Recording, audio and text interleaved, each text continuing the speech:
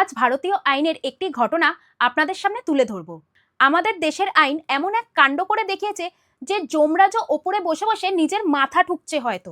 বিহার থেকে ন্যায়ের এমন এক তাজা খবর এসেছে যেটা শুনলে আপনিও ভাবতে বাধ্য হবেন। একটা কেস দায়ের হয় সাল 1992-তে আর তার শুনানি হয় 2026-এ, পুরো 33 বছর পর। আর জানেন সাজা কাকে দেওয়া হয়েছে? এক 84 বছরের বয়স্ক মানুষকে।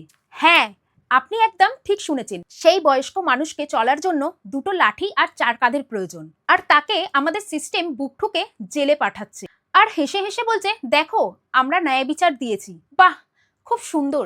33 বছর লাগিয়ে দিল একজন বয়স্ককে জেলে পাঠাতে। আরে এত বছর তো একজন মরে গিয়ে আবার জন্ম নিয়ে ইয়াং হয়ে যায়। যখন অন্যায় করেছিল তখন সেই মানুষটি 50 বছরের ছিল, শরীরে রক্ত ছিল, শক্তি ছিল, আর তখন আইন ঘুমাচ্ছিল। আর এখন যখন সেই বয়স্কের মুখে দাঁত নেই, শেষ মুহূর্তে এসে দাঁড়িয়ে আছে ওপরে যাওয়ার জন্য, তখন আমাদের আইন আসে আর বলে, আরে দাদু এত তাড়া কিসের, আগে জেলের হাওয়া তো খাও একটু।